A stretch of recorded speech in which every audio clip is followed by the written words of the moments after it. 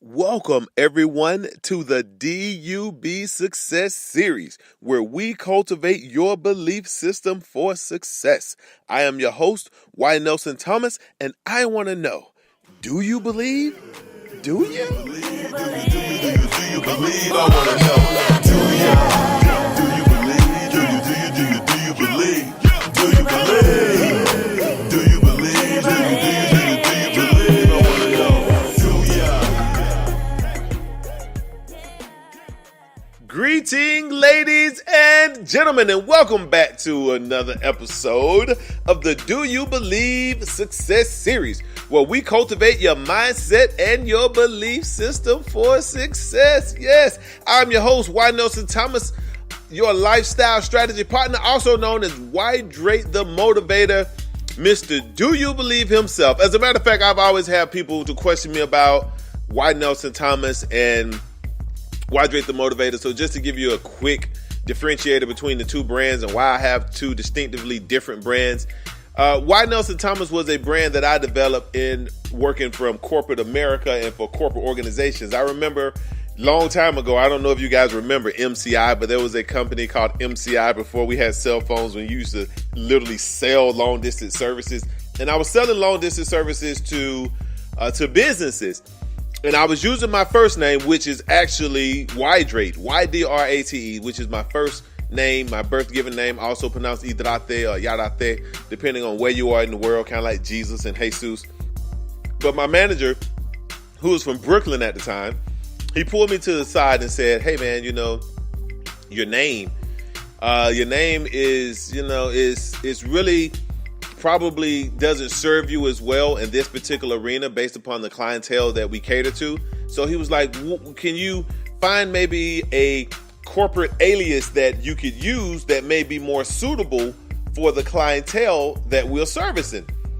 So I picked up Y. Nelson and Thomas. So Y is my first name, Nelson is my mom's side of the family, and then Thomas is my dad's side of the family. So I really put into perspective that while I was in a corporate arena or on a platform, that it was a small me and it was a bigger family. So it made me be a little bit more responsible with my brand, because that was attaching my legacy to everything that I do. So most people know me professionally as Y. Nelson Thomas. And the Y actually stands for Ydrate, which is my first name.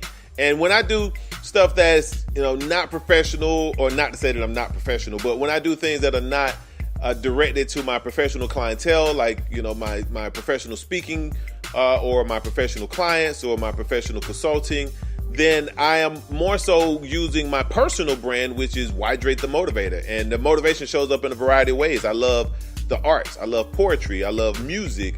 I love creating things. So when I'm in that personal creative space where I'm being a father and I'm being a husband, I'm being an artist, I'm being creative, then that's just Ydrate being Ydrate. That's just me being me, using the gift that God gave me, is just being a motivator. And it shows up in a variety of different ways. But when I am catering more to my professional attributes, or my professional, as far as my speaking and my professional corporate clientele, they don't really care so much about the creative side of me, or the father, or the artist. They don't really care about that. They want to know, can I come in and do the job that they want me to do? Can I deliver the speech that they want me to do? Can I provide them with the coaching and the training services that they need me to facilitate in order to get the results? So as a result of that, I have two different brands. They are both me 100%.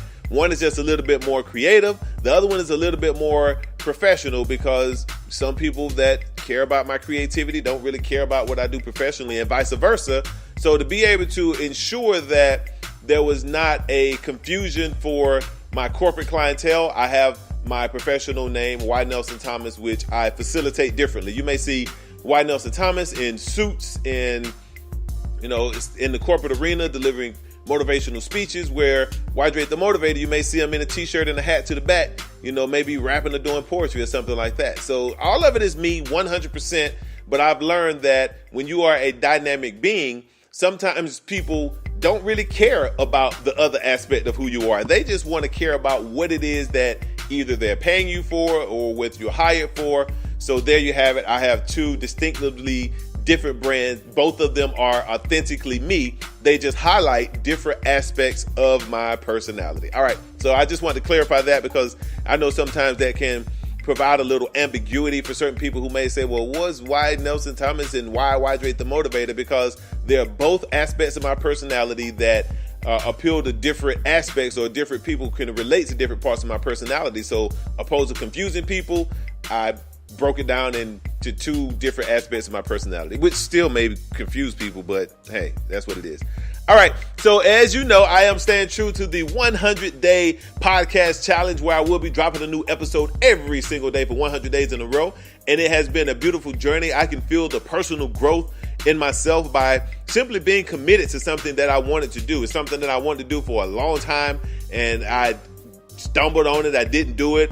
I procrastinated. I had excuses, and as you know, excuses are tools of the incompetent, which build monuments to nothing, and those who specialize in them seldom accomplish anything else. So when Eric Thomas put the challenge out there starting on, I think, September the 16th, it said from this point for 100 days, the 100th day will be Christmas, commit to something that you wanted to do. So I committed to this podcast, and I've been going strong. I have not missed a day thus far, and my intentions are not to miss a day and to put out something of value, hopefully every single day, to all of my listeners and everybody that is tuning in. So if you are tuned in to this podcast today, I truly thank you so much, because I understand that you could be doing so many other things in life, but the fact that you are here with me right now, I thank you so very much. So in addition to the podcast challenge, I was doing the 100-day intimacy challenge with my wife, and it's been, as you know, anybody that's in a relationship know that it can be tough. Even if you try to stick to the challenge, there are days when you slip. So I haven't been flawless, and I have not been perfect,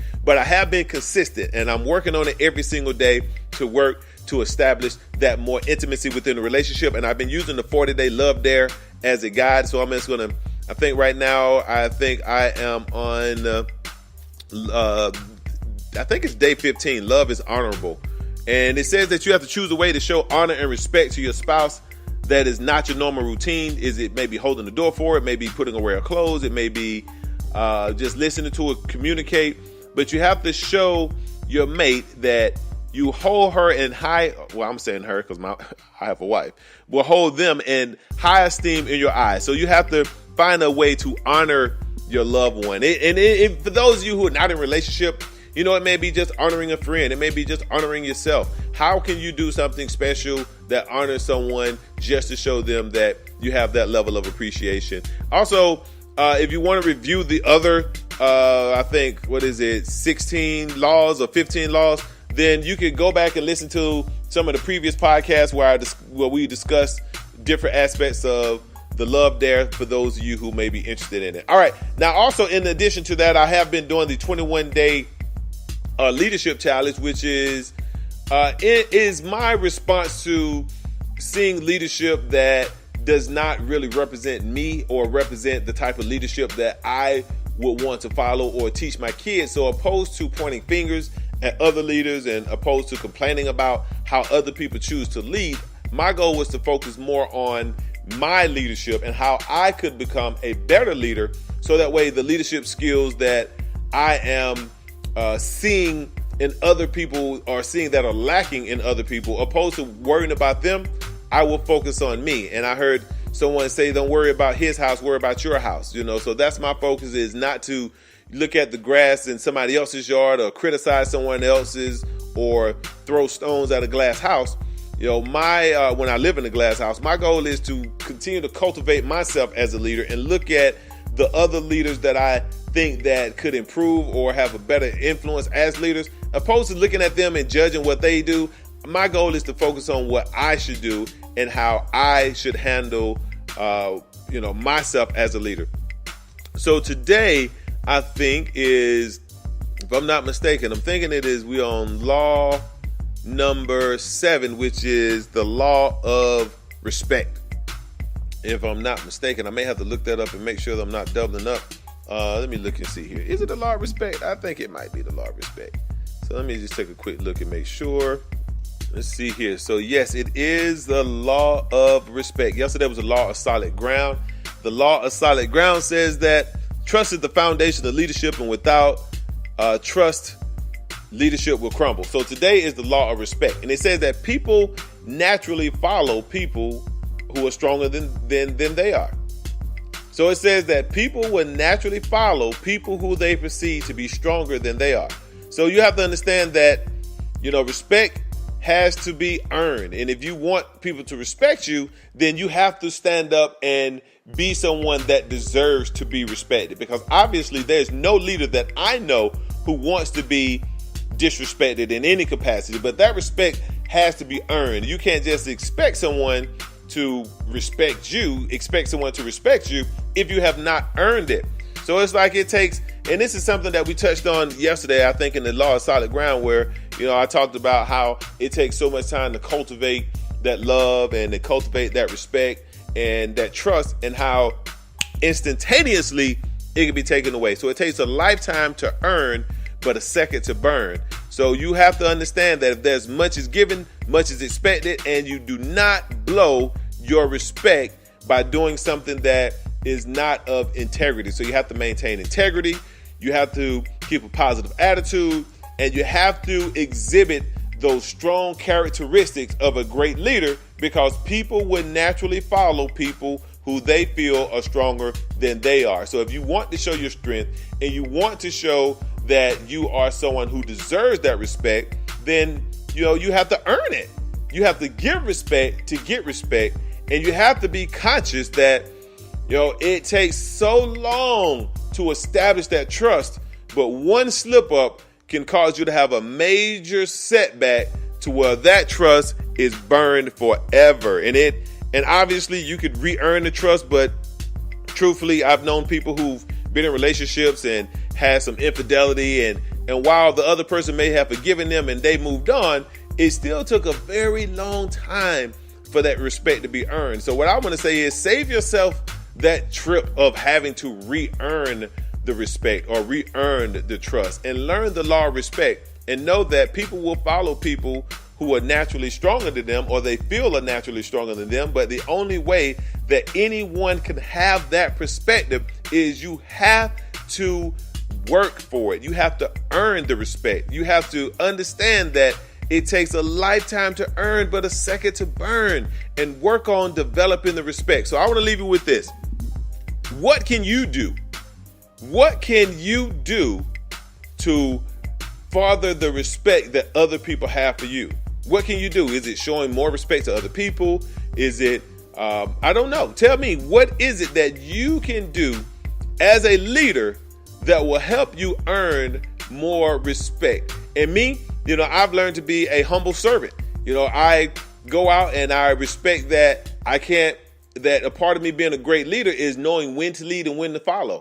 So I will humble myself enough to be able to serve people in a capacity where my strength will be in my humility. And the more humble I am, the more strength I get, and the more likelihood it is that I will earn that mutual respect from other people. So you have to cultivate that. But I want to know, what are you going to do? What are you going to do to further earn the respect that you desire to help facilitate you and to help move you forward? So tell me, leave it in the comments. For those of you who are listening on iTunes, let me know what you come up with, because I'm curious. You can always email me too at motivation101@gmail.com. I would love to hear from you. Love to hear your feedback. And for those of you who are listening, I certainly hope that you are getting some value from this. And anybody who's listening at this point, I do thank you for tuning into the podcast and listening to me every single day, and being a part of something that I really wanted to do for a long time. And as a result of my desire to make this happen, and you listening, we're making progress. And I want to encourage you to do the same thing. Choose something that you want to do, that you've been wanting to do for a while. Stick to it and commit to it, and try to do it every day, whether it be meditating, working on your business plan, going back to school, recultivating that intimacy with your spouse, or whatever it is that you do, working out, eating healthy, whatever it is that you want to do. I want you to commit to that one thing, stick to it, see it all the way through, and share it with me, because I would love to hear about the process. I would love to hear about the results. So whoever you are out there, if you decide to stick to it and you decide to commit to it, please share those results with me, because I want to know what is happening with the compound consistency that you are adapting in your life. All right, ladies and gentlemen, that's it. It's me again, White Nelson Thomas, your lifestyle strategy partner. Also, for those who are looking for a complimentary consultation in my life strategy program, do not hesitate to contact me. You could go to my website, yntspeaks.com, contact me there, or you can email me directly at motivation101@gmail.com, and I would love to get you started with my complimentary life strategy program, so that way we can help you cultivate your mindset and your belief system for success. All right, ladies and gentlemen, once again, this is Y. Nelson Thomas, your lifestyle strategy partner, signing out from the Do You Believe Success series. And I got one question for you, ladies and gentlemen. Do you believe? Do you? Do you believe? Do you believe? Do you believe? I wanna know. Do you?